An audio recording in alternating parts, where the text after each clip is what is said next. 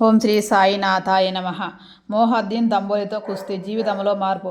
షిరిడీ గ్రామంలో కుస్తీలు పట్టుట వాడుట హజట మొహద్దీన్ తంబోలి హనువాడు తరచుగా కుస్తీలు పట్టుచుండేడివాడు.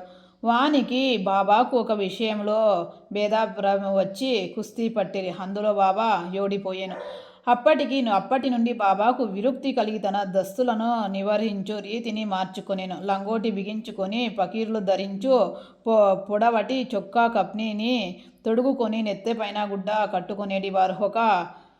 ఒక గోనె ముక్క పైన కూర్చొనేటివారు. చెంకగుడ్డలతో సంతృష్టి చెందేటివాడు. రాజ్యభోగముల కంటే దారిద్ర్యమే మేలని నుడివేవారు.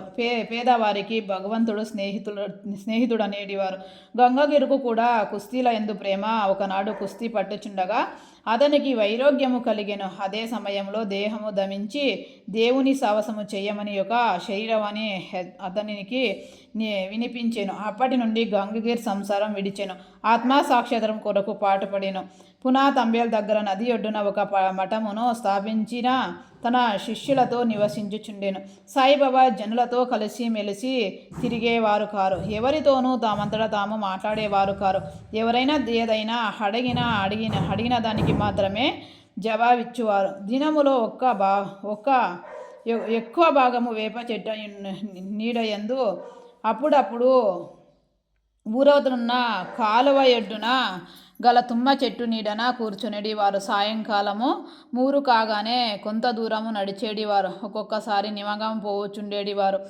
నిమాంగములో బాబాసాహెబ్ త్రంబు కేజీ డెంగాలి హనునతని ఇంటికి తరచుగా పోవారు. బాబాసాహెబ్ డెంగాలి హందు సాయిబాబాకు మిల్కి ప్రేమ. అతని తమ్ముని పేరు నానాసాహెబ్. అతడు 2 వివాహములు చేసుకున్నాను. సంతానము కలిగలేదు. బాబాసాహెబ్ డెంగాలే తన సోదరుని సాయిబాబా వద్దకు పంపెను. బాబా అనుగ్రహముచే నానాసాహెబ్ పుత్ర సంతానము కలిగేను.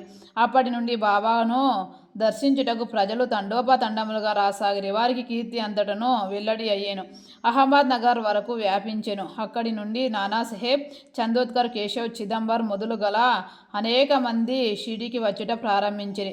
దినమంది బాబాను భక్తులు చుట్టుముట్టి ఉండేవారు. రాత్రులందు బాబా పాడిపడిన పాత మసీద్ నందు శయనించుచుండేవాడు. పొగ పీల్చుటుకొని చిలం గొట్టను కొంత పొగాకు ఒక రేకు డబ్బా కప్ని తలగడ్డ ఎల్లప్పుడూ దగ్గరుంచుకొని సగట చేతి కర్ర మాత్రమే అప్పటిలో ఆయనకున్న సామాన్లు. తలపైన ఒక గుడ్డను చుట్టి దాని అంచులను జడవలే మెలబెట్టి ముడివేసి ఎడమ చేతి పైన నుంచి వెనుకకు వేలాడుగట్టినట్లు వేసుకునేవారు. తమ దస్తులు వారములు తరబడి ఉదకకుండా నుంచువారు.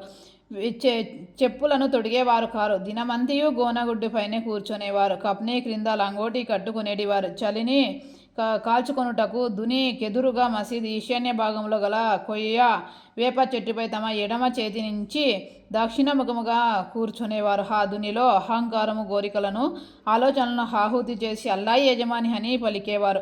మసీదులో 2 గదులు స్థలములు మాత్రం ఉండెను. భక్తులందరూ అచ్చటనే బాబాను దర్శించుచుండిరి. 1912 తదుపరి మసీదు కొన్ని మార్పులు చేయబడినవి. పాత మసీద్ మరమ్మతు చేసి నేలపైన నగీష్రాల్ తపన చేసిరి. బాబా ఈ మసీదుకు రాకపూర్వము తాకియా రచ్చలో చాలా కాలము నివసించిరి. బాబా తమ కాళ్లకు చిన్న గజ్జెలు కట్టుకొని సుగసుగ నాట్యము చేసేవారు. భక్తిపూర్వకముగా పాటలు పాడేవారు. ఓం శ్రీ సాయినాథార్పణమస్తు. శుభమవతు. ధన్యవాదములు.